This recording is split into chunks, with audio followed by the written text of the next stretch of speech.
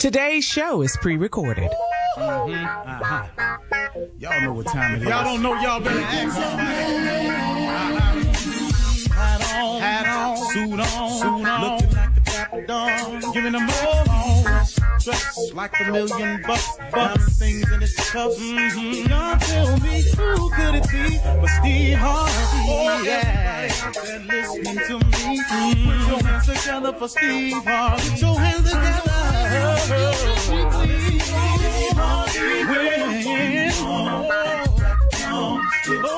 Steve Harvey, why don't you join? Yeah. Steve Harvey, get on, y'all. Better give me some eggs while I listen to Steve Harvey. Yeah, join in with me. Come with me, help me say. I'm so afraid to go home.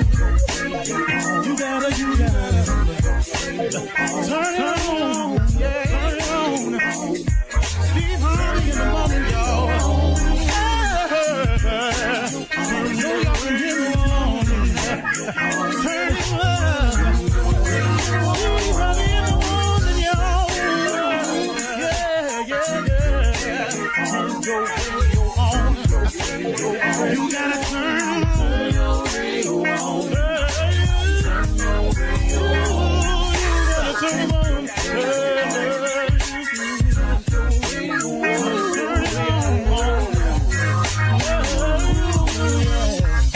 Turn them up, Steve Harvey got to turn them out. Steve Harvey turn them on to the morning, y'all.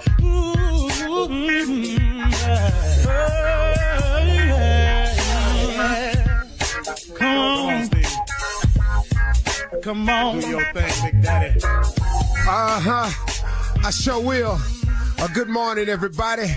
Y'all listening to The Voice. Come on now, dig me, if you will. One and only Steve Harvey got a radio show.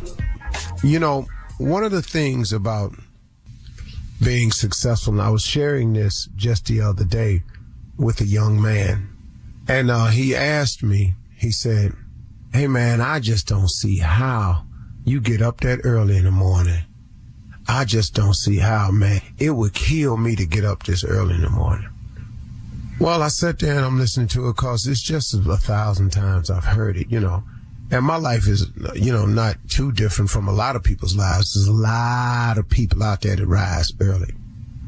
And I just sit there, man, because, I mean, first of all, I'm grateful to be able to have a job. I'm so grateful to be able to do one and several that I happen to enjoy doing. I mean, you know, it's work. And it's difficult at times, but I mean, you know, I wanted this, you know, you got it, you know, you can't ask God for nothing, then he give it to you, then be mad that you got it. Don't make no sense. You know, the problem with asking God for stuff is a lot of times we asking for stuff, we don't really know what all it encompasses, what all it really is. And I asked for this. Now, along the way, I've gotten far more than I asked for. I want you to understand that. And, you know, that's his grace at work in my life. But I get up early and I go to work because I do understand something, that it is not walking up to you. Nobody walks up to people normally and just hand them checks all the time, and enough checks to sustain your life, and not only sustain it, but to have a life that where you could enjoy and do some of the things you want to do. I don't know the person that walks out, hands out that money just to be doing it, and then with a lifestyle though, where you can, you know, give your kids a Christmas, you know, take your family on vacation, you know, once a year. I don't know nobody passing out that kind of money. So I get up early in the morning and I get at it. I was taught to get up early in the morning by my father, because my father says, ain't nothing gonna come to you while you laying there. And you know what?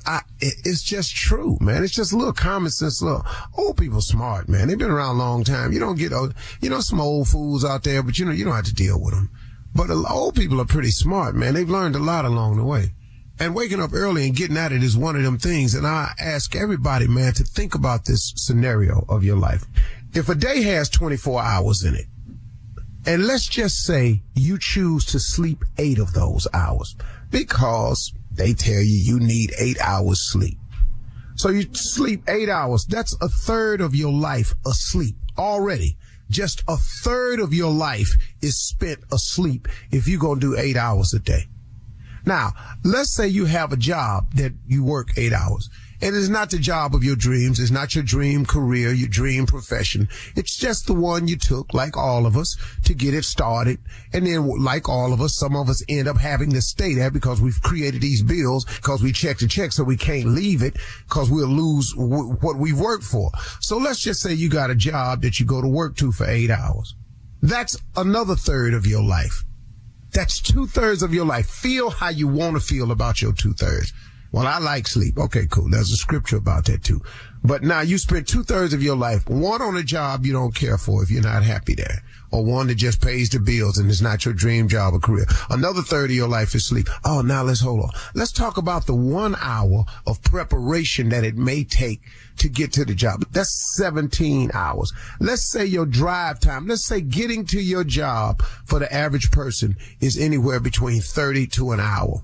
That's an average of what it takes the average person. Now, some people out there hustling way harder than that. But let's just say your average is an hour getting to work. You add another hour to that going to work. You've now spent 18 hours out of the 24 doing something that's either non-productive, you're not happy with, you're not pleased about, is not your dream job, is not your dream profession, and the rest of the time you sleep. 18 hours. Now you got to come from the job. So let's just say it's another hour to get back home. That's 19 hours. 19 hours out of a 24-hour day. You now have 5 hours left in your day. Oh, you watch TV 2 hours a day? Okay, excuse me. You put 2 hours of TV on there. You've just spent 21. You now have 3 hours in the day to do something super productive for the development of yourself and the future of your family and your future as a person and what you can provide for your family. Uh-oh. I need to chill. I need to smoke one. Uh-oh. I need some time at happy hour. Seem like all I do is drive to work and go to work. I'm going to go out with the fellas, drink one. Okay, let's say you spend 2 hours at happy hour. Nobody go to a happy hour just for an hour. Let's say you spend 2 hours at happy hour or smoking or some video games. Let's throw that in there. 2 hours of smoking, chilling, video games. That's 23 hours of your day gone. Don't you see how your day slips away from you? So why would you get up early? You get up early to get a jump. You get up early to produce, to plan, to become productive. You get up early in the morning to care about every single minute of your day. You wake up early in the morning because you have a plan, a mission. You have something you want to accomplish. The earlier you get up, the more time you have just for you to devote to your plan. You map it out. You send some emails, whatever it is you need to do to get your dream underway. Then you go get ready. Then you get in your car and go to work. Then you go to your job. But on your job, instead of sitting at your lunch break messing around with a bunch of people laughing and talking about nothing, playing dominoes, why don't you take that hour to do some more research, to send out some more emails, to put some feelers out there to see what can get you in the place that you want to be. Then when you get off, instead of driving straight home, why don't you go somewhere in a meeting? You know, take in a session with some people in a positive mental state, group of people that get together and network for business. Not drink at happy hour. I said network for business. So after you've done that 8 that you don't really care for on the job, you spend some more time pursuing, looking into, researching, working towards, sending out some more applications, putting in some more time to build your new app, discussing some more networking ideas. Okay, that's your happy hour. Then when you go home, instead of chilling, drinking one, having a cold one, smoking one, playing a video game, why don't you take that 2 hours and devote that to that business idea you got, to that family that you talk about you really want. Spend some time with your children. Put something into them. Do something, man, with all these precious hours that God gives all of us in the course of a day. Take advantage of every minute of that. No human being has more than 24 hours a day, including myself. But if you care about every single minute of that day, you'll be amazed at how much you could get accomplished in a 24-hour day. But you can't get none of that happening because you sleep and you chilling and you smoking. Okay, what has that done for you, your family, or your future? Care about every minute of your day. You're listening to the Steve Harvey Morning Show. Ladies and gentlemen, right now is now. I don't know if you understand that, but now is a very, very important moment because it's the only moment that we really have, and we have now. Right now is now, and now is a new day for all of us. Now is a new opportunity for all of us. Now is a chance for us to all be grateful, to tell God thank you. Heavenly Father, for this moment, call now. Because right now, man, I'm so glad I made it. Steve Harvey Morning Show, Shirley Strawberry Carla's off today. Mississippi Monica Jr., the legend that is Nephew Tommy. And folks, wrap your mind around the mind of Junior. Yeah, Unc, let me tell you something, Unc. When you throwing another sporting event, because I like coming to your house, because you have everything. You got everything, Unc. I ain't got to bring nothing to your house. Well, I ain't there other yet. People? Yeah, visiting other people. I like that. I don't like when other people visit me, because they don't bring nothing to my house, Unc. I just found this out. I don't even like this part, because let me tell you, the basic stuff, Unc, to have a good time, you gonna need ice. You gonna need that. Everybody has ice, Junior. No. We didn't have it this weekend. Everything hot over here. No. It need to be on a ballot. I need to hear what your stance is on ice before I vote for you. That's what I need to hear. Because I'm not voting for nobody who don't believe in bringing ice. Now we got everything hot. Every time about where the ice at. You were supposed to bring it. I brought the food. You said you like coming to my house because I have everything. Yes, sir. You sure do. But you invited the people to your house, and you thought them 2 trays of ice cubes in your freezer, you thought they were going to do the party. Nobody has ice cube tray. Quit throwing po-ass party, Junior. What he got? I think that I've seen that. Now, Tommy might be on to something, Junior. That's just a question.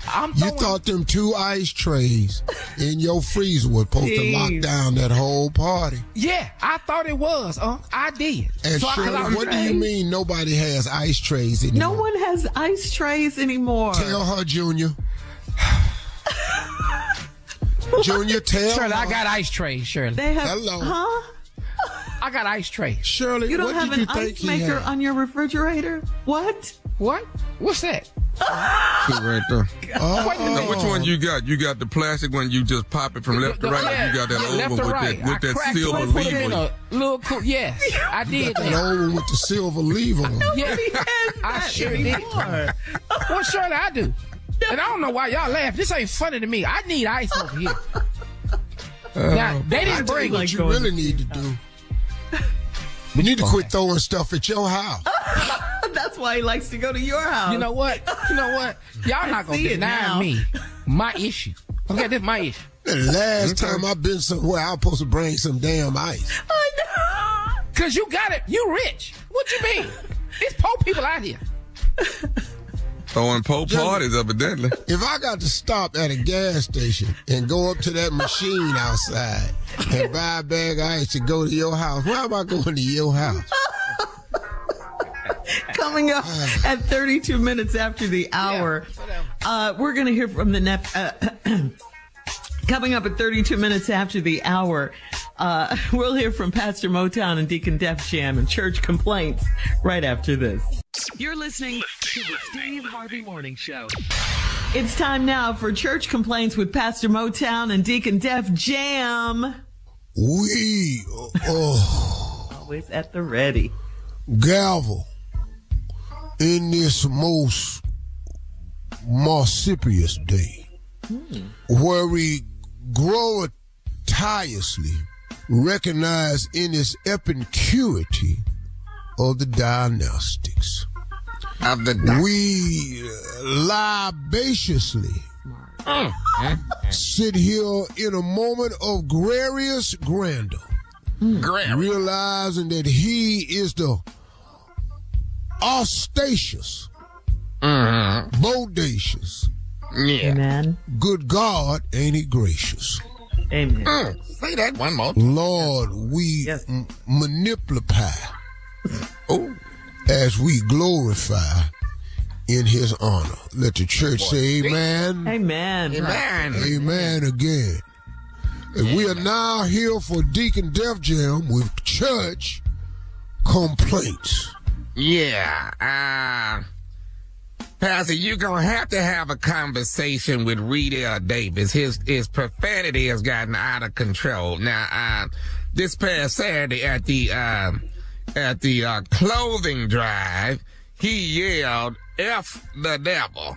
And everyone got real quiet, and he said, I thought we hated this MF. His cussing is out of control, Pastor. It really is. You're going to have to talk. That I'm very familiar with his line of deliverance. But we allow him that because it has been explained to me that Brother Reedale cusses for health purposes. Health purposes, Pastor. Yeah, he no longer has high blood due to cussing. And the ulcer that he had has gone away due to cussing, too. He had a lot of pent-up energy that was caused. Well, he has to cuss. Yeah, so he has to cuss to keep his blood pressure down. That's where I learned it right there. I must say it is very, very healing. Yeah. Well, we do hate the devil. Yeah. But he said he thought we hated this. Who, Deacon? He said, F the devil, and then people got quiet, and then he said, what's wrong? I thought we hated this MF. And cussing just got completely. That's pretty strong, Pastor. Yeah. That's dedication right there. I can't think of a better way to put it, though. I'll tell you what. Moving along, that Pastor. could push me to my next sermon next week. That's your next sermon, friend? Yeah. Tyler, this sermon here, I don't know who the F he thought he was. Who he's messing with. The Side Chick Summer Festival is the second weekend in May. The event is all weekend. Now, I don't know what this is, Pastor. That's all they wanted me to say. They didn't have no complaint. I don't know if that's a code or something. It don't sound like a complaint. Well, they're looking to up the attendance this week. We're asking most side chicks to come on out. Wait, what, Pastor? Yeah, you asked that. We're doing what? I'm coming out. I want the world to know that this is why I glow. I'm coming out. Oh, that's the theme song this year for the Side Chick Weekend Festival. We have normalized we haven't normalized it. It's just what it's going to be. It's not a church event, Shirley. Will you be there? Well, I've got to go and save these people. Somebody got to save them, sure. Somebody got to go down for counseling and consoling. Right. Then it is a church event. Go ahead, Deacon. Speaking of saving, Pastor, brother Tyron Neely wants to know if you will lay hands on his stomach. He said some of his brain cells have died. He said some of his skin cells have died. He even lost some of his hair cells. He said, but his fat cells must have accepted Jesus as their Lord and Savior because they have eternal life. Can you lay hands next Sunday on his stomach? That's not gonna work, brother. Your fat ass is. I'm sorry. I'm so sorry. You acting like Brother Reedale now. You acting just like Brother Reedale. Brother Reedale, I've discovered that it is healing in cussing. Anyway, your fatness is gonna have to remain what it is. I'm not laying hands on you. Okay. But you go down and help the side chicks. Okay. If they need any hands laid on them, I'm sure I'm here. Glory. Glory. All right, coming up next, the CLO will be here, the Chief Love Officer, for your love questions right after this. You're listening to the Steve Harvey Morning Show. Coming up at the top of the hour in entertainment news, Diddy is named in another lawsuit, this time with his son Christian, who is accused of assault. The Good Times reboot has caught a lot of backlash after the trailer was released. And is it cool to have rappers come speak to school-age children? That's all coming up at the top of the hour, but right now it is time to ask the CLO, our Chief Love Officer, Steve Harvey. This is from Lana in Bronzeville.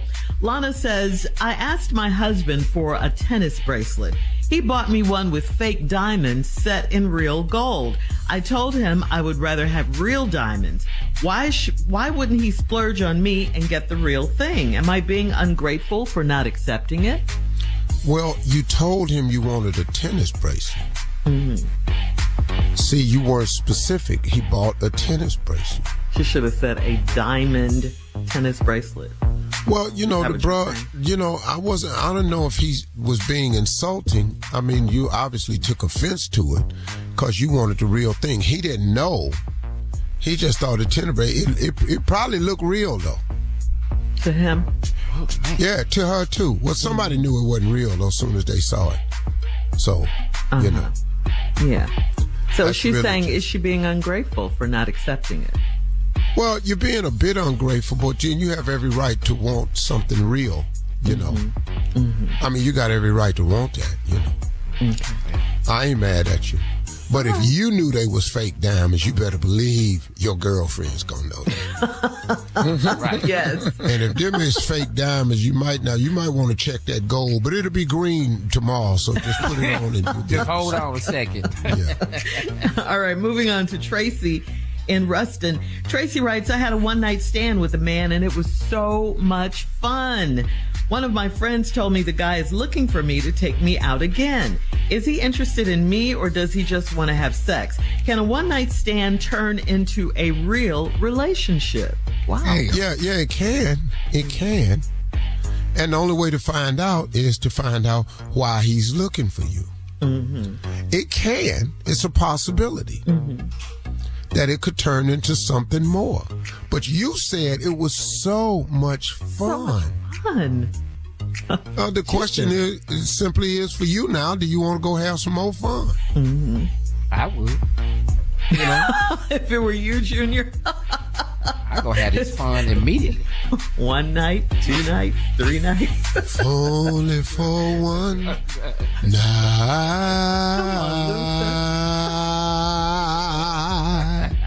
Yes. Go creep.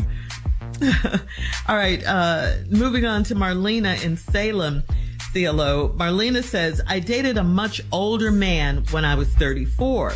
We broke up when his special parts stopped working. His wife found out about us after he died in January, and she wants to talk to me.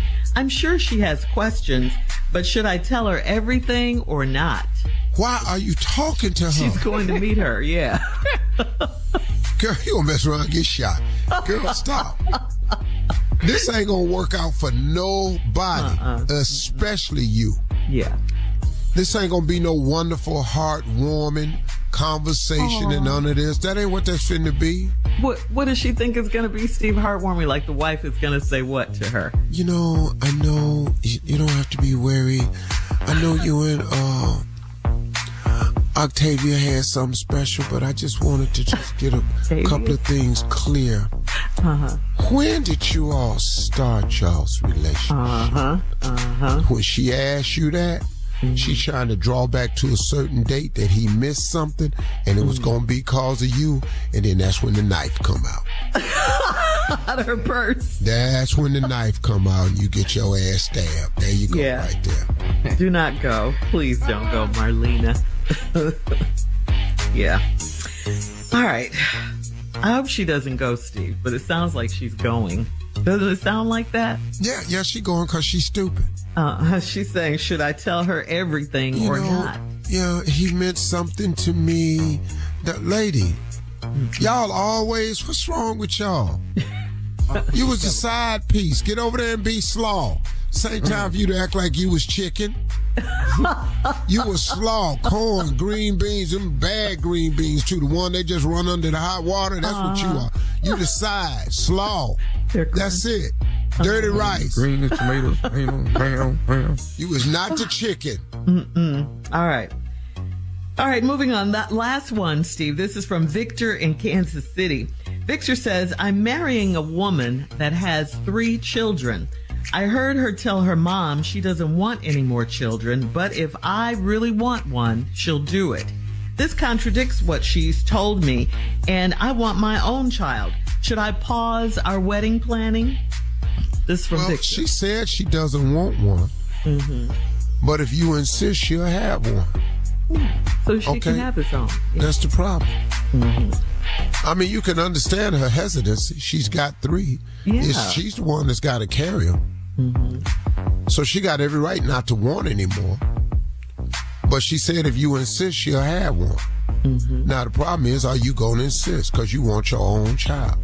Okay, dog, I don't know what to tell you. And that's fine, too, for him to want his own. You got every right to want your own child, you know. That one child gonna get on your damn nerve. Deal with them 3 kids, man. But they're not his. They're not from his line. Tommy is absolutely right. Well, look who talking. Go ahead, Junior. What advice do you have for No, Tommy, just go ahead and deal with the 3. I am. Hell. How many do you have, Junior?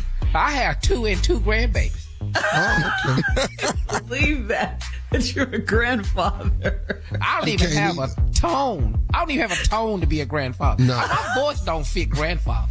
Even the grandkids are going, Mama, who is that little man talking about? He my granddaddy. Why he sound like... The kids' voices are deeper. Yeah. He sound like a grandbaby. Yeah. Well, I sound like we finna go outside and play. Yeah. Like, discipline him, Junior. Tell him to get over there and sit down. Sure. I tried this. This is what it sounds like. Hey, hey, put that down. Put that. Okay. I told you. Okay. So you ain't gonna put it down? So you gonna keep it? Okay, cool. All right. Take my ass back in my office. Yeah, that ain't got the authoritative sound to it at all. It don't. Get off the couch. Hey, listen, jump off the couch. Hey. Okay, you gonna jump? You gonna jump. Okay, you just jump. Okay, you gonna do it again? You finna do it again? Okay, all right. That hay is high. Yes, it's real high. Trying to save their life. They don't listen. They don't care.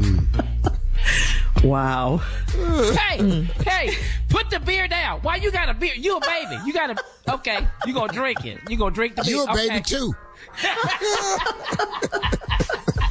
Come on, Granddaddy, let's go outside. Hey, stop hunching the wall. You gonna keep hunching the wall? Okay, all right. Well, hunch then. Hunch. Wow.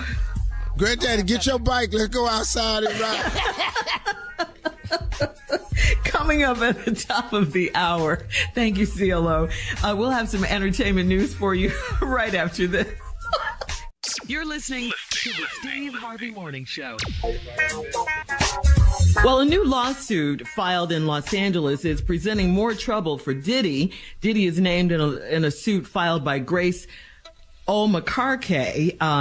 She claims that Diddy's son, Christian Combs, sexually assaulted her back in 2022 during a New Year's Eve party where she was hired to serve drinks on a boat that was chartered by Diddy. Grace was 25 years old when the alleged sexual assault happened. She claimed that she saw partying and drug use between a constant rotation of suspected sex workers and celebrities. She has also provided audio clips as evidence that she repeatedly rejected Christian Combs' advances while he groped her all over her body.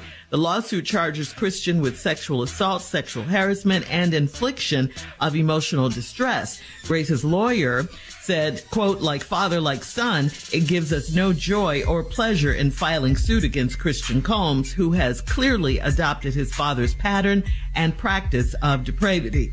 The lawyer also represents Rodney Lil Rod Jones, who filed a lawsuit against Diddy earlier this year.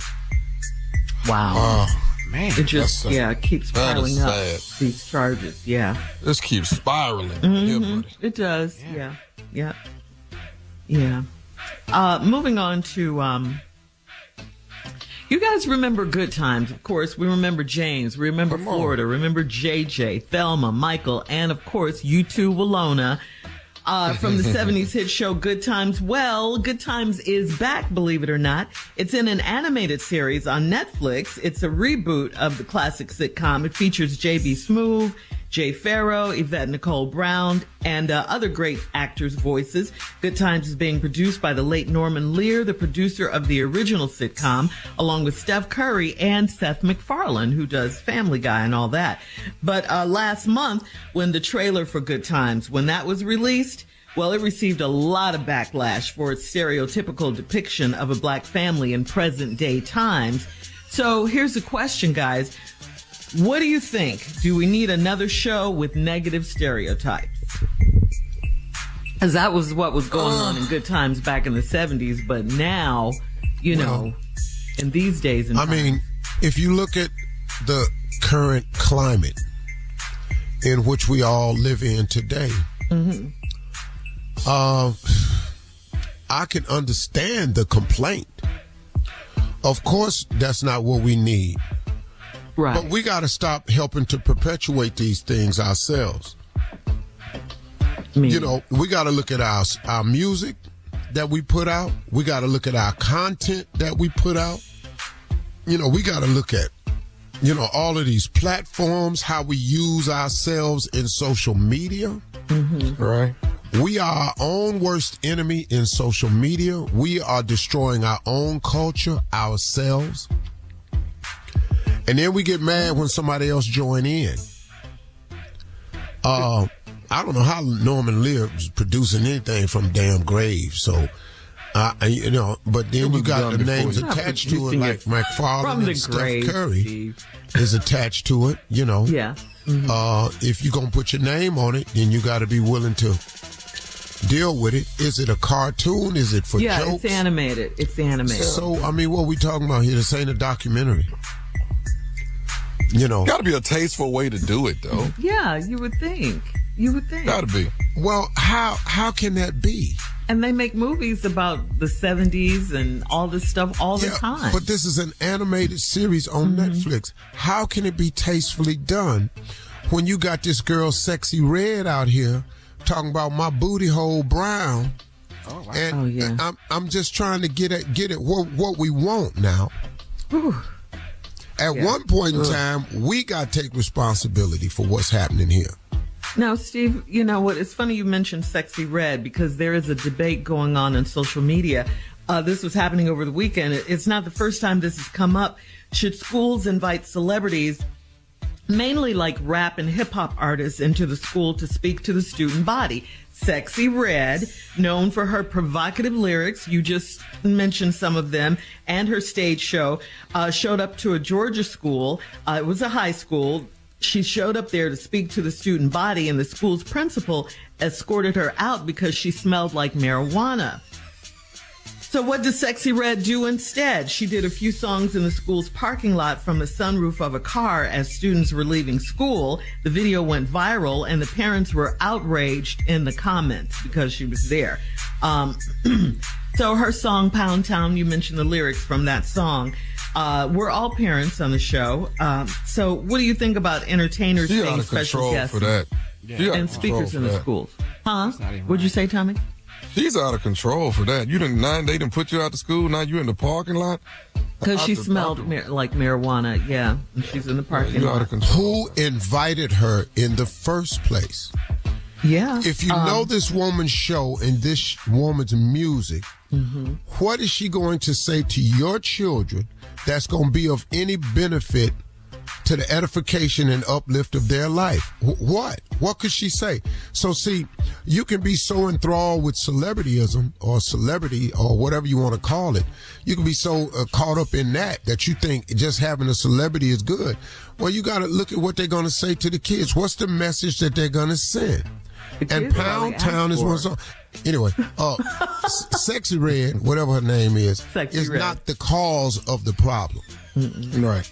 No. It's not just this young lady here. So what school invited them? And yes, I think rappers can be very, very valuable in the use of getting messages out to young people. It just depends on what they want to say. Look, don't make the mistakes I made. You can't get a better person than somebody with some hands-on advice. That's right, Steve. All right, coming up at 20 minutes after, a woman won $90,000 on a scratch-off and quit her job. We'll talk about that right after this. You're listening to the Steve Harvey Morning Show. All right, so check this out, guys. Rashawn Tolliver of Hopkinsville, Kentucky, won $90,000 on a scratch-off. Okay, congratulations. That's wonderful.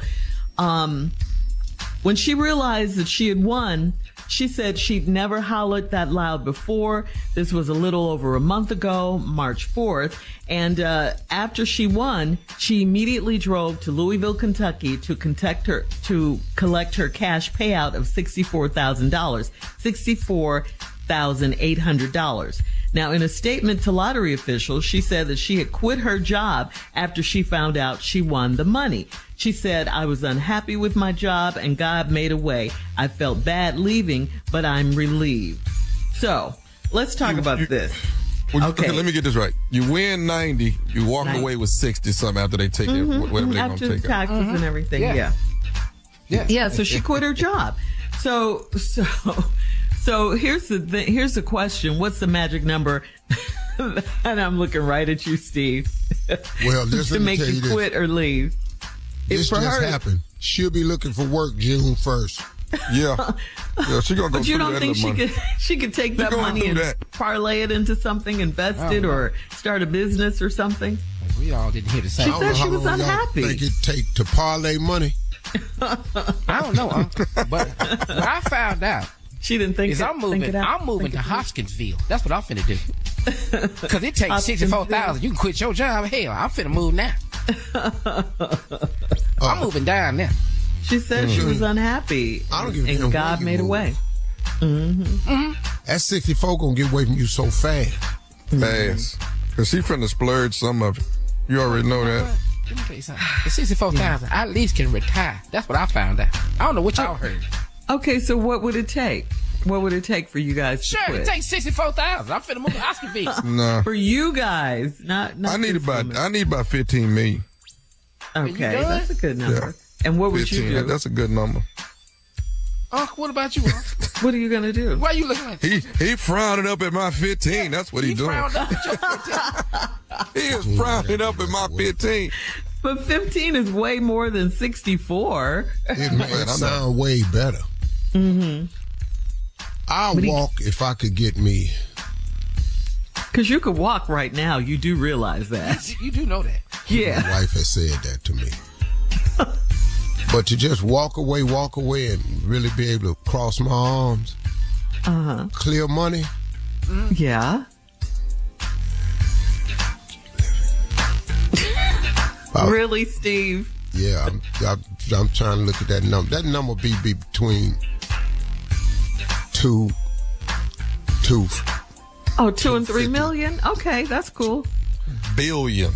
250 to 300 million. Oh, number. Skip right Guess on we'll out be of here. staying at our jobs. Coming up at 34 minutes after the hour, Sister Odell is in the building. We'll talk to her right after this. You're listening to the Steve Harvey Morning Show. And You just jumped right in, huh? heard You know it is. the Lord. And you know what time it is. I was thirsty. Good morning, Sister Odell. Thirsty, dry and parched. But then he quenched me. Yes, he did. Quench my whole thirsty mouth. Thank you, Lord. And that's why it's wide open for him. Open for him. Okay. Thank you. Good morning, everyone. How's everybody doing? I'm not feeling that well this morning. My voice is a little ratchety, you know? Yes, ma'am. You sounded like me a couple weeks ago. Yes. Well, what's going on, Shirley? Well, good morning, Sister Odell. I just quickly wanted to ask you, did you hear about the 21-year-old young lady? Her name is Aoki Simmons. She's Russell Simmons and Kamora Lee Simmons' daughter. She's 21, like I said. She was seen in St. Bart, and she was kissing a man who was 65 years old. He's a businessman. She said they're just friends.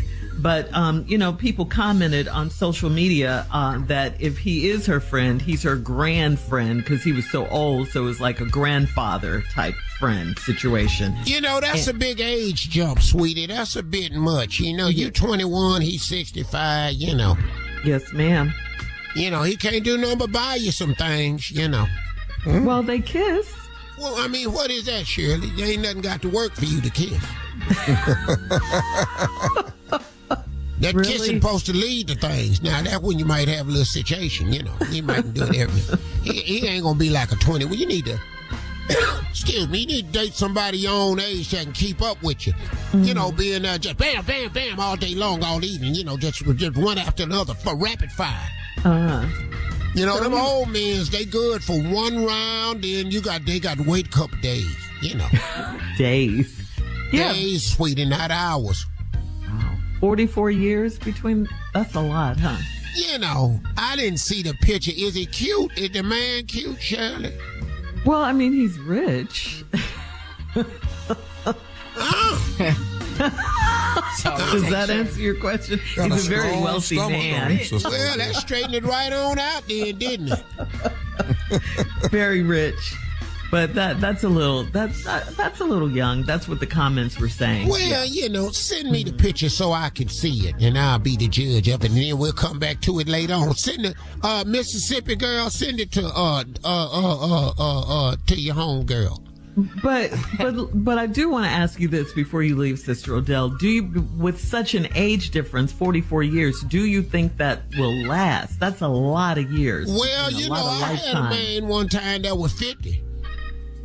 Excuse me? I had a man one time that was 50. And how much of an age range was that, Sister Odell? 50. So you're 100. You had somebody 100? Yeah, but when I was 100 for my 100th birthday, that's what I wanted. It was him. So I had him.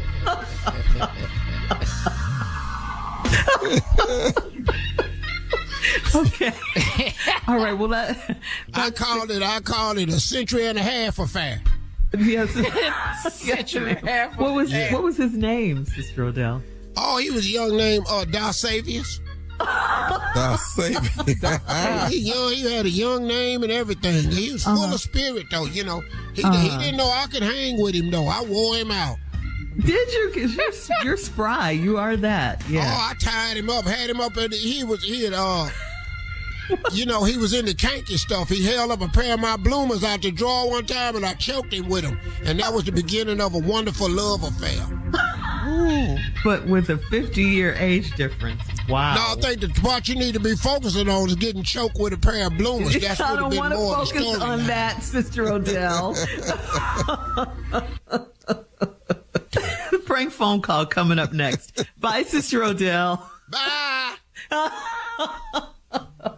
You're listening to the Steve Harvey Morning Show. Coming up at about 4 minutes after the hour, it's my strawberry letter for today. And the subject is, I want to tell her so bad.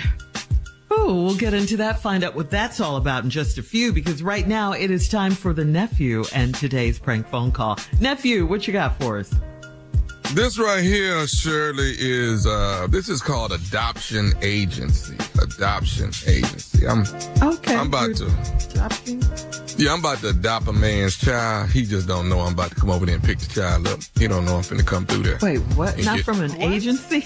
Wait, what? I'm gonna come through there and get the baby. That's what I'm finna to do. Okay?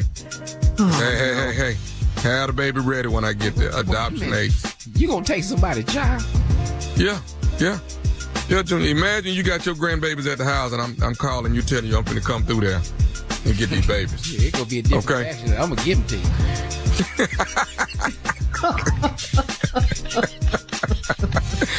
All right, let's go, cat dog. This right here is Adoption Agency. Let's go.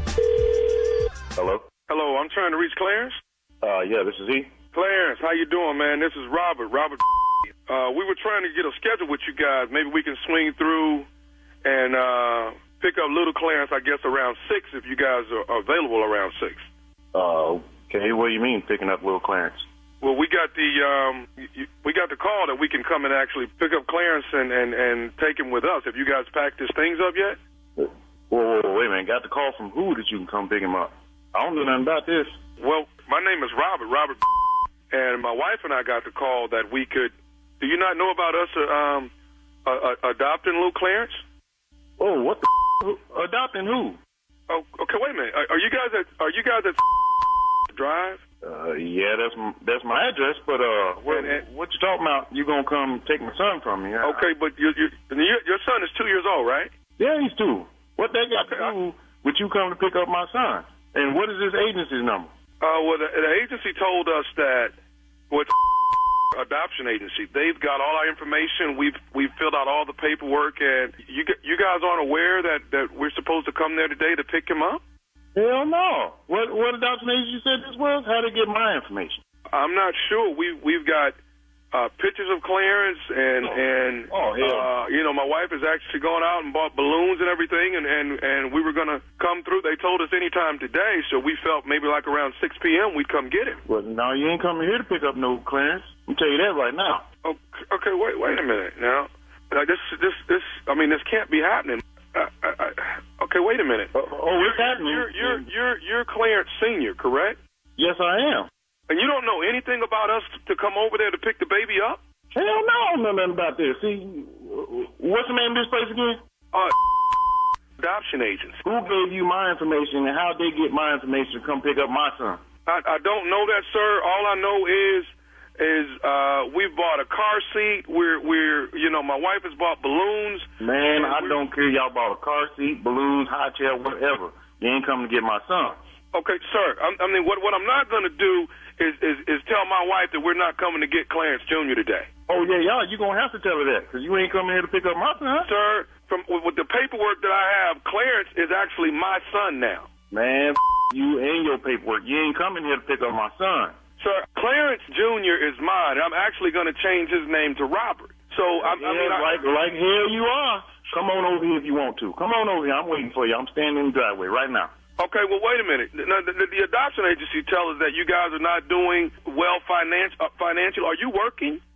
No, I ain't working. What I got to do with anything? I ain't gonna get rid of my son just because I ain't working. Okay, but so in other words, you're not able to provide for him, from what I understand. Man, my son ain't missed no meal. He got clothes on his back. He got a roof over his head. Man, you ain't coming here to pick up my son. I don't care what I got to do, man. I go out, cut grasses. I make money on the side, washing cars and everything.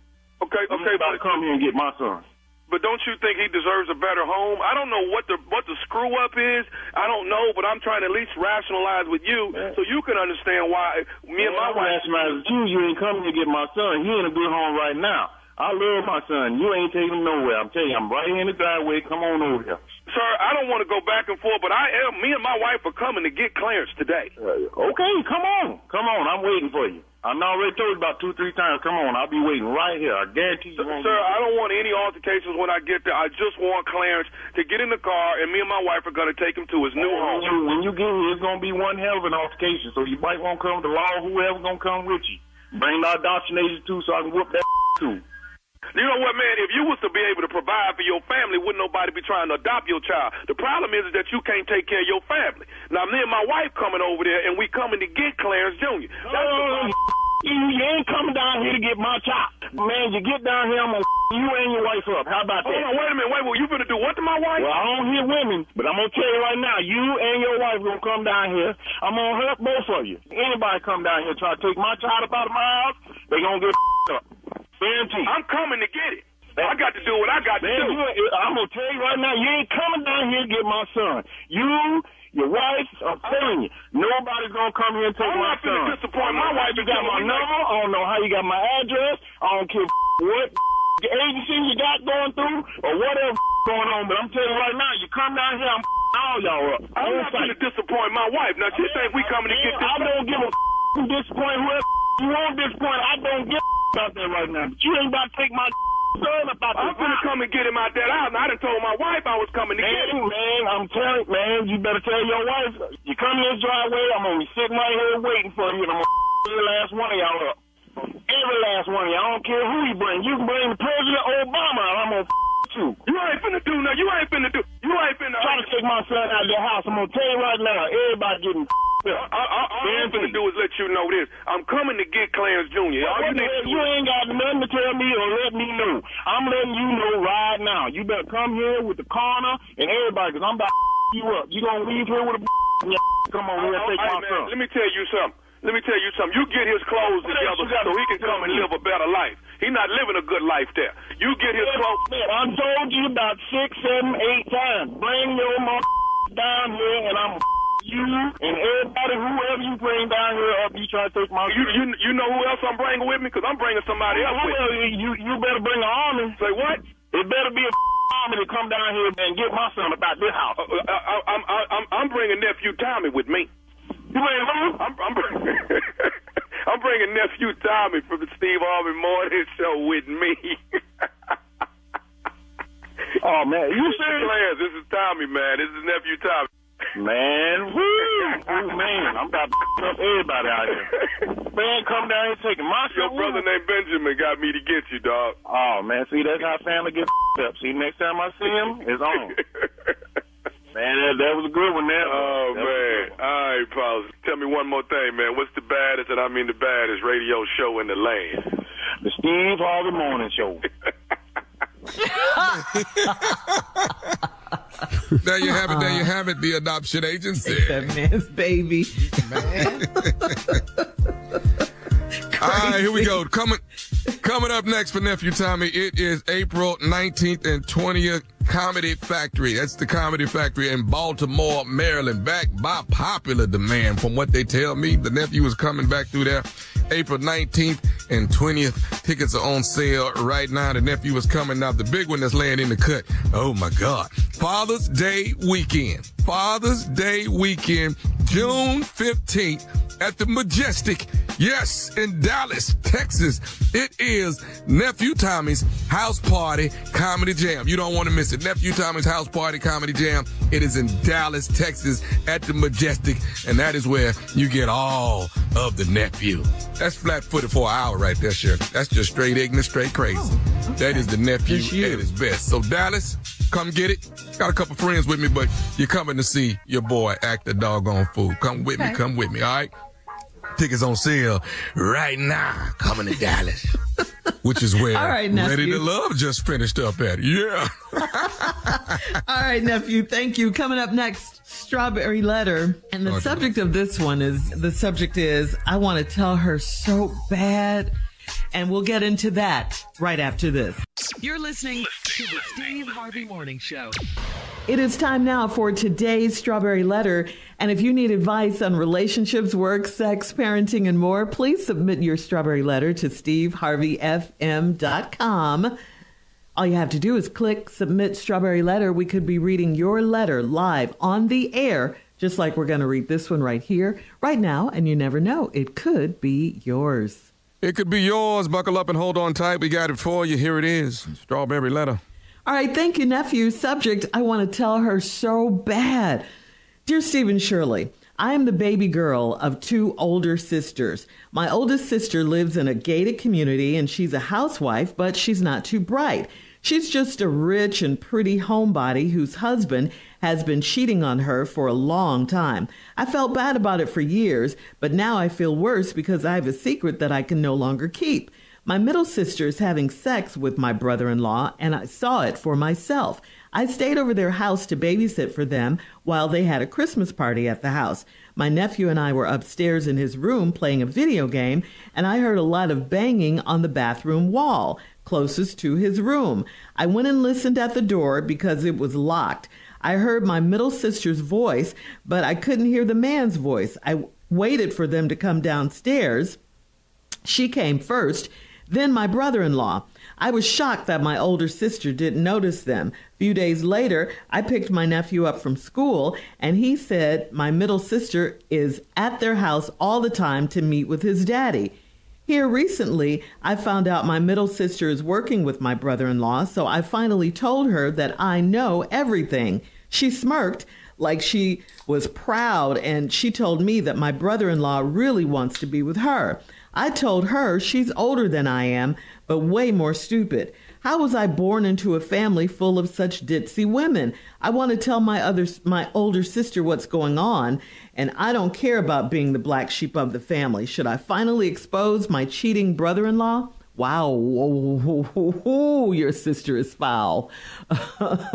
I'm sorry you have to be in the middle of all of this mess. I mean, you're the baby girl, and you have these two older sisters, and your sister has no remorse. I mean, this is her flesh and blood she's doing this to. The husband is trash too, and obviously they both don't care about anybody but themselves.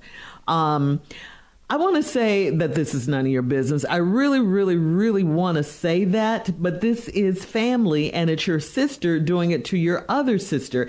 This is crazy, and it's just way too close to home, because this can destroy your family. This can break you guys up. You said your sister smirked and said that the husband wants to be with her when you told her that you knew everything. So as far as I'm concerned, she deserves to be exposed, and she needs to know she can't get away with this. This is wrong. You'll have one sister mad at you and the other one mad, but grateful to you for telling her, hopefully. So get ready to deal with this, these attitudes and what's going to happen in these situations if you do tell. Steve? You know what, Shirley, I agree with you, because I don't have a clear-cut way, because this is family. Yeah. Now, if this was just your girlfriend or something like that, I'd say mind your business. Mm-hmm. But they done made it your business by letting you find out with the carelessness of it all. Now, here's the situation. She has two older sisters. The oldest sister is married to this man, and all she is a stay-at-home mom, which is great, toughest job in the world. But she says she's not too bright. She's just a rich and pretty homebody whose husband has been cheating on her for a long time. Okay, now come to find out, he's cheating with your middle sister. So your oldest sister's husband is sleeping with you all's middle sister, because you're the youngest, and the oldest one is married to this man, and he's sleeping with the middle sister. You found out because of the baby and something you heard in the bathroom and banging on the walls and all this here. Okay, cool. Normally, I would say, like Shirley said, mind your business. But this is family. I can cut to the chase, and when we come back on the second half, I'll just tell you, I'll take questions on this from Shirley, anything she would ask me as to why as a man would do something like this or blah, blah, blah, blah, blah. But here's the deal. The solution for this, I think, should I give the solution now or wait till the next break? No. Let's hold it over. Let's wait. Let's wait a little bit. Yeah. Well, I need to know how much time I got to kill so I can just, let me think. All right, let me put it to you this way. Yeah. I have a solution for this. Okay. I think I have a way that would solve it for everybody. I want to hear that. And I think I have the perfect way to do it. And then we let the chips fall where they may. This is going to be shocking, what I'm about to say. I can't wait. This solution I have never offered before. But I think I've found it to help everybody with this situation. Wow. Now, listen to me. When I give you my summation of what I think should happen, you can ask me any question you like about it when we come back, Shirley. Okay. Why I chose this as a viable solution, what good I think it may do, what harm I think it may cause. But this is a different situation. So let me go over it one last time. Okay. There are three sisters involved. The one who's written the letter is the youngest sister. She has two older sisters. Her oldest sister is married to a man who has money. She thinks her oldest sister is just a rich, pretty homebody who has a husband that's been cheating on her for a number of years. Come to find out, she's cheating with the middle sister. She don't know what to do. She approached the middle sister and told her she knew, and she smirked and said, he really wants me. Yeah. Part You'll two of your find out response. what my solution is after this. Coming up at 23 minutes after. I want to tell her so bad. That's the subject. We'll be right back. You're listening to the Steve Harvey Morning Show. All right, Steve, come on. Let's recap today's Strawberry Letter. The subject is, I want to tell her so bad. Well, here's the deal. Three sisters are involved in this. The youngest one wrote the letter because her older sister is married to a man with money, but she considers her older sister just a pretty, dumb homebody whose husband has been cheating on her for years. She find out through babysitting over at the house that the woman that she's cheating with is their middle sister. And the baby confirmed it at school, talking about she always come over my daddy's house, and you found out they work together. You finally told your sister, your middle sister, that you know everything. She smirked like she was proud, and she told me that my brother-in-law really wants to be with her. And then you told her she's older than I am, but way more stupid. And then she says, I was born into a family full of such ditzy women. I want to tell my older sister what's going on. I don't care about being the black sheep of the family. Should I finally expose my cheating brother-in-law? Well, the exposing is going to be your cheating brother-in-law and your backstabbing, family-betraying sister. Now, the lowest person in this letter is your sister. Yeah. Because she hands down violated her sister. This is family now. So she's the lowest person in this letter. Your brother-in-law ain't worth a damn. Yeah, he's trash too. Because I don't know how he thought this was a smart move. All these chicks out here, dog, and this the one you picked, you got to be crazy. But it's happened. Here is my solution for the entire thing. Okay. The girl said, I don't care about being the black sheep of the family. Should I finally expose my cheating brother-in-law? Here's the deal. If you tell it, your older sister going to be mad at you. The brother-in-law going to be done with you. And the middle sister going to be done with you. Like it's your fault, and it's not. But since you bring the person that brings the bad news, usually the one takes the brunt of the blame. Here is the solution. You should go and tell your mother. The mother. Go and tell your mama. Okay. Present all the evidence, and then you walk away. Let the matriarch of the family decide how she gonna handle it. Now, I don't know if y'all's daddy is in y'all's life. I'm assuming your mother is. I'm just assuming. But if you tell the mother, you can walk away. You can walk away. And then your mother can handle it the way she wants to, because your mother can say, it was tearing her up. She didn't want to know. She needed somebody to confide in. Y'all done put y'all baby sister in this crazy position, and she came to me. Now, this is what y'all gonna do. And let somebody older handle this situation. And you get out of it and stay away from it. But I would take it to the mother. And hopefully the mother, would handle it. I don't care what the mama do. I mean, as a baby sister, you don't care if the mother... Well, if you take it to the mother, then let it be on the mother. Let her decide what to do. Then you stay out of it. Okay. Take it off the youngest and put it all the way on the oldest. Okay. And what about the sister who's being cheated on? The sister that's being cheated on? Yeah. Gonna have to hear the news from the mama. Ooh. This is tough. This is tough. I just don't understand. Like you say, there's so many women out there. Why would he choose the sister? Is it because of the convenience of it all? The daringness of it all. The what? The daringness. Yeah. The danger element. The danger. The ego. I got both these sisters, man. I'm doing her sister too. Wow. And he done told a couple of his homeboys. So they know. Oh, and the sister obviously doesn't care, because when the baby sister told her that she knew, she smirked and said, he wants to be with me anyway. So of course that's what he told her. Yeah. The selfishness of it all. Oof. But now how you think that's going to work? I don't know. You think he going to divorce his wife and marry right back into the family? Yeah. That is going to hate him? What? You can't even, a dude ain't that stupid. You're going to divorce this woman and then marry right back into the family. Are you kidding me? Yeah, Yeah, but in her crazy head, that's what she's thinking is going to happen because she just smirked. She's cool with it. She's jealous of her older sister because she's prettier, richer, and she got the lifestyle. I could have had him too. He want me just like he wants you. No, he just want to do you. Yeah.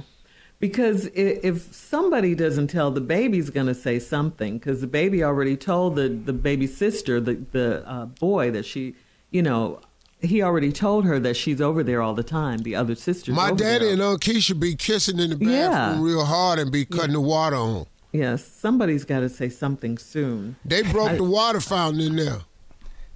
Aunt Keisha tore the shower rod down. Aunt Keisha tore the shower rod down. We ain't got no more toilet seat. All right, leave your comments on today's... Her foot slipped on it, ripped it off. Leave your comments on today's Strawberry Letter on Instagram and Steve Harvey FM, and check us out on the Strawberry Letter podcast on the free iHeartRadio app, where free never sounded so good. Coming up next, it is Junior and Sports Talk right after this. You're listening to the Steve Harvey Morning Show. It is time now for Junior and Sports Talk. What you got, Junior? Yeah, well, before we get to Sports Talk, Shirley, I don't even care right now. I just need to talk to Tari Eason for the Houston Rockets. You cost us the playoffs, dog. Shut up. Just shut your ass. Why would you go out here and tempt the Golden State Warriors? For what? What would you do that for? Warriors come out to play. You don't even play. You don't play. Tari Eason for the Houston Rockets, number 17. The last time he played was New Year's Day. Now he gonna sit up here and put a video out to the Golden State Warriors talking about, yeah, come on into Houston. We got something for you. Well, we lost. That's what we did. We lost 133 to 110 because you didn't sit up here and tempted Steph Curry, Draymond Green, and Klay Thompson because they brought it to your ass while you was sitting on the bench. You never even got in the game. Why the hell you even talking then? What the hell you talking for? You played 21 minutes the whole season. What is your ass talking for? You need to be cut today. No. You're mad about this. Yeah, am I? Because we ain't going to make the playoffs, Shirley. Now, what did you say he did to the Warriors? He put a video out. You remember the little thing from the But what movie? did you say he did to him? I saw He made a video and sent it to the Warriors. Warriors, come out and play. But you say that did what to the Warriors? That tempted them?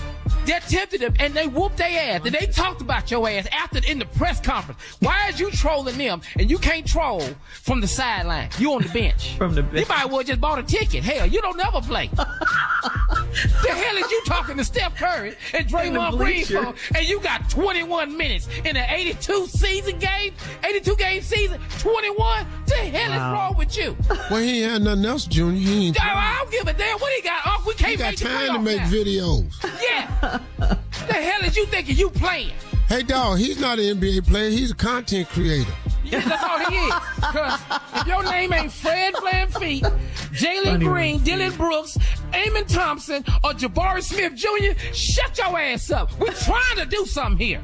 Junior, I've never seen you this mad before. Y'all need some people on y'all team with some better names. Well, it don't matter. That's all we got right now. But we was on our way to the play-in tournament till Tari Eason opened his damn mouth. Now we ain't making nothing But now. look at his name, though, Tari. Tari. Name the other players again, slowly. Fred VanVleet. That's the only Eamon one we Thompson. know. Who's the other one? Jabari Smith Jr. Jalen Green, and Dylan Brooks. That's our starting five. Dylan Brooks, ass. the boy that was from the Grizzlies? Yes. Light-skinned boy. Remember he told LeBron, him. This is all we got. Now here come Tari ass. Oh, here, content creating. That's all he do. I'm sorry. And that's not even getting to the head coach. We already got problems with the head coach. We already know what he did. Sorry, Sitting up there messing with me alone. I'm sick of I tell you what, if you're looking for me, Tara, I'll be in Houston in 2 weeks in Hiram Clark. Come find me. Coming up at the top of the hour, a lady needs some advice, Steve. She wants to know if her boyfriend loves her or her financial stability. We'll talk about it right after this. You're listening to the Steve Harvey Morning Show.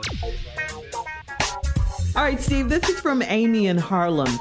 Amy says, I'm in love with a man that makes less money than I do. We've been together for almost 2 years, and he wants to move into my home and sell his house, but I recently found out his house belongs to his brother, so he won't get any money from the sale of the house. He also pays child support. I don't mind being the breadwinner or helping him out financially at times, but I need to know if he is truly in love or if he is using me as a lifeline. How can I tell the difference? Well, if you feel like you're being used as a lifeline, it's because that's what's happening. Now, can he be in love with you because you're his lifeline? Of course. But there are other things, too. Number one, how does he treat you? Number two, how does he make you feel? Number three, do you feel safe and secure with him? Ask yourself those very, very basic questions.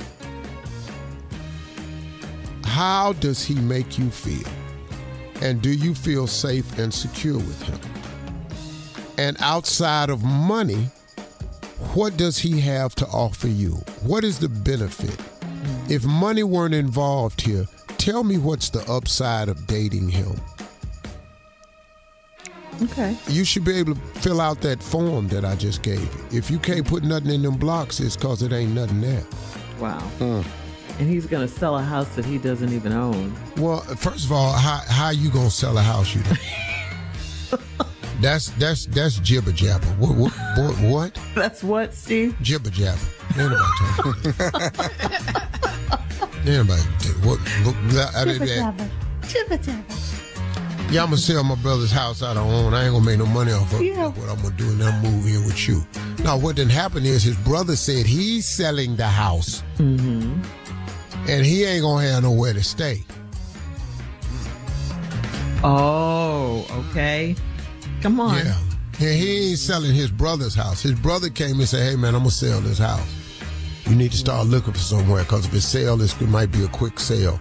We're in Harlem, you know, those properties are skyrocketing now. Yeah.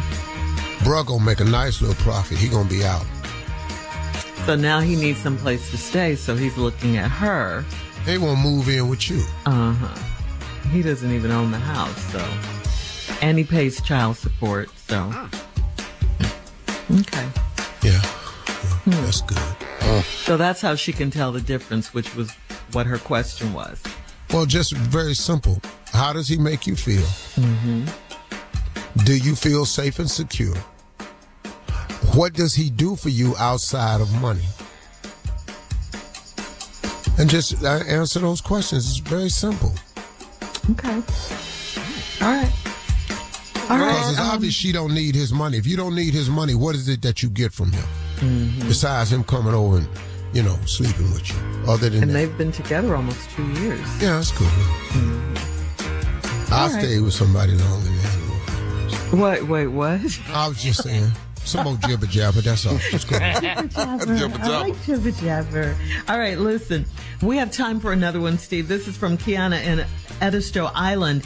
My husband and I got really drunk on vacation, and he asked me if he could have a threesome. I said no, and I meant no. It came up the other day, and he said I was drunk, and I don't remember that. I told him yes. We got into an argument, and he said he's doing it with or without me. Was he bluffing, or was he putting me out? No, he ain't bluffing. I asked you, and you said yes. You were drunk. I was drunk. I did not say yes. I said no.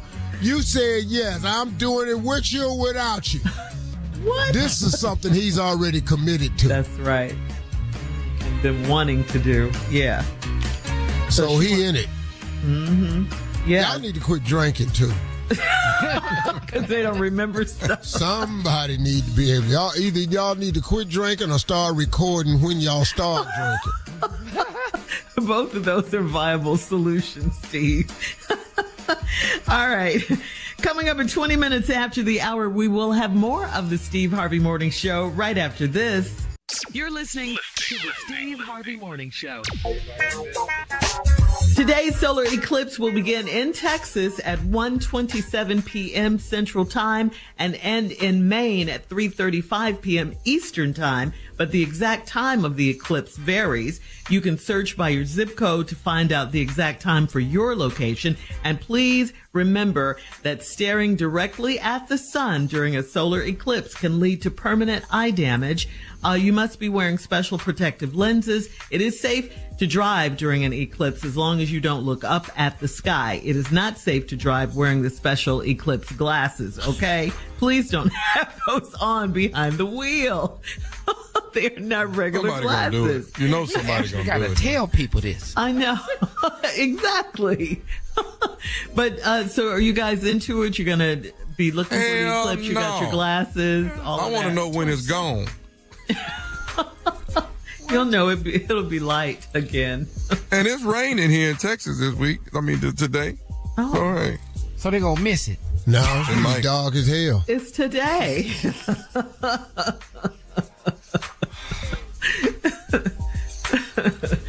I don't have to see it. I don't know about y'all, but I don't have to see it. I mean, it's kind of a once or twice in a lifetime thing, you know. Sure, we black people. You know how much stuff I got to deal with? Like what, Junior? This credit card bill due today, too. Damn that eclipse. Once we know we can go blind by looking at something, ain't nobody fooling with that, man. All right. We'll have more of the Steve Harvey Morning Show coming up at 33 minutes after. We'll play a round of Would You Rather right after this. You're listening to the Steve Harvey Morning Show. It's time now for a round of Would You Rather. Would you rather soggy cornflakes for breakfast every day, or would you rather just cold oatmeal every day? Which one? Soggy flakes? No, they're soggy. Yeah, soggy give me the cornflakes. I'm familiar with that. I don't want no cold. You know what cold? You know how thick oatmeal is after it get cold? Man. It was true. Yeah. I can't melt no butter on it or nothing. You might as well just eat that box of Quaker just straight out there.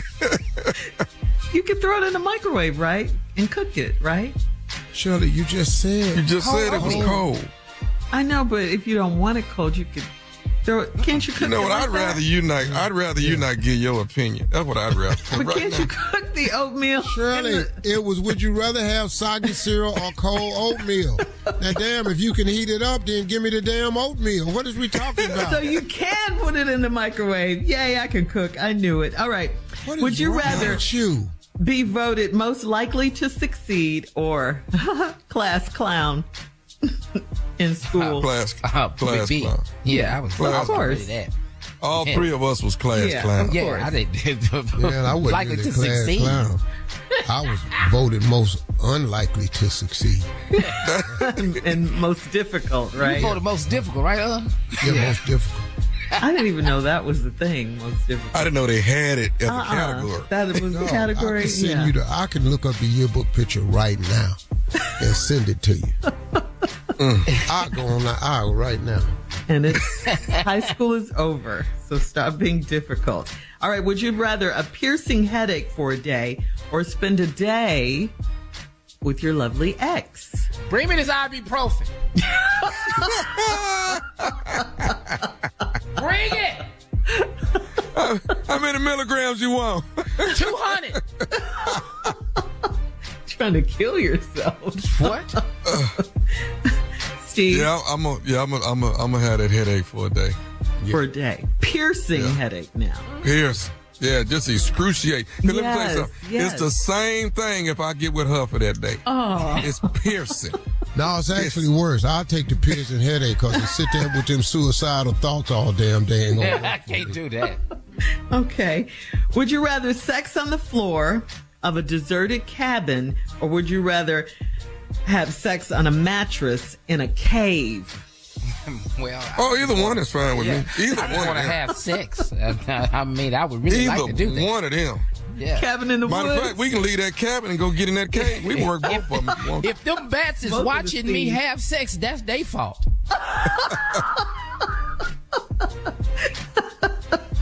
It don't matter. Just, No, I'm be in that cabin. We ain't going in that cave. Yeah. With snakes, everything. Y'all crazy. Yeah, that's fine. I'm going wherever it is. I don't know. All right. That's today's round of Would You Rather. Coming up next, it is our last break of the day, and we'll close out the show with the one and only, the myth, the legend, Steve Harvey, right after this. You're listening to the Steve Harvey Morning Show. All right, guys, here we are. Last break of the day on this Monday. Wow. What a Been day. Great show. Great day. What a day. Mhm. Yeah. Yep. Steve, you have some inspiring words to take us home. Yeah, as a matter of fact, I do. Comes from an off-air conversation I was having with the crew. My closing remarks today are to help you all understand the process of success. And I was explaining to the crew something that had happened in my career. And I just wanted to share it with you all so you all can understand the process of success. You know, it's amazing how some people are in your life to provide you with pivotal moments. And you have to recognize it when it's happening. And I got to admit to you, you don't always know right away when it's happened. But if you keep putting one foot in front of the other and keep moving forward, God usually reveals to you why certain things happen. And it's amazing how people oftentimes and sometimes will dig a hole for you, not realizing that they're not really trying. What they would consider burying you is actually planting you. And I want to thank the people in my life who have attempted to bury me when all you ended up doing was planting me. The dirt you threw on me turned out to be just the fertile nutrients I needed to sprout something new, bigger, and better. So I want to thank you. I'll give you the example I was referring to. This guy, who I won't mention his name, decided, and I knew something was up because on my birthday, and I was right across the street from his office on the lot, and he didn't send a birthday card. They normally always send celebrities Christmas gifts and birthday cards. But I noticed I didn't get a Christmas gift that year, and my birthday was in January, and I didn't get a birthday gift. So I knew then what was going to happen in May. You know, May is when they have the upfronts in television. They decide what stays and what goes. So I knew it was over anyway. And May came, and what happened was he doubled down. He not only canceled my talk show, he canceled Little Big Shots. Now, this was crazy because we were talking about 2 hit shows. They were 2 hits. But he had an idea in his head to get rid of me because for whatever the reason, he didn't like me. Now, I could tell you on the inside why he didn't like me because, well, the decision was made. The decision was given to them to accept Family Feud, Celebrity Family Feud. He came to me and turned it down. I gave it to them first since I had 2 shows on the network. They turned it down. Well, then after it became a hit, the guy came to me and asked me to pull Celebrity Family Feud off because it's messing up their lineup because the numbers on Family Feud, Celebrity Family Feud was so big. Well, I refused to do it because I don't like to do stuff like that. Here's somebody that believed in me, you didn't believe in it, and then now you see it winning, you want me to walk away. And his exact words were, well, we have 2 of your shows on our network. It would only seem smart. I said, well, I came to you in the beginning. So I guess he didn't like that answer. So he said, I tell you what, you won't help me. I'm not going to help you. So he canceled both the shows at one time. It was a surprise to me, but he thought he would get rid of me since I didn't want to work with him. But I offered this show to him first. So now let me tell you what eventually happened. Little did he know what he had done, what oftentimes God does for you. And if you stay in there, like I always tell people, behind every moment of adversity, there are 2 things that happen. There's a lesson and there's a blessing. So what he did was, he didn't know it, but he had really answered a prayer of mine because I've been asking God for more time to be able to explore other types of business ventures. And I was working too much. Well, guess what? That freed up 35 weeks of talk show, and that freed up 22 episodes of Little Big Shots.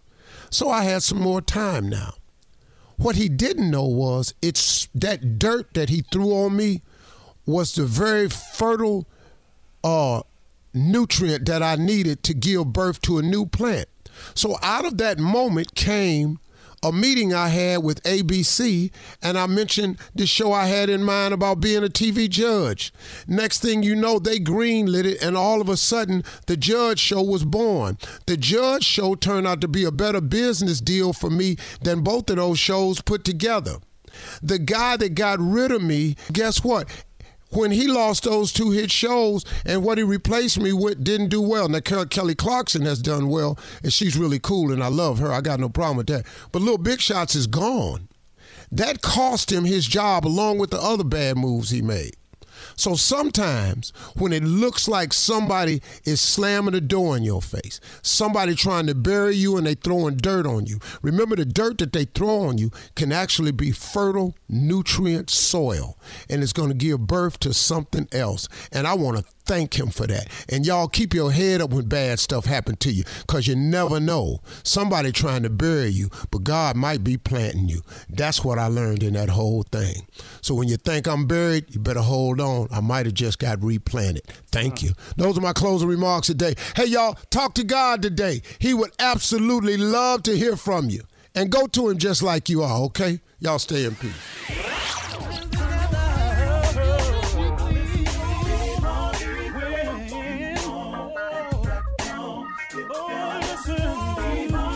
For all Steve Harvey contests, no purchase necessary, void where prohibited. Participants must be legal U.S. residents at least 18 years old unless otherwise stated. For complete contest rules, visit SteveHarveyFM.com. You're listening to the Steve Harvey Morning Show.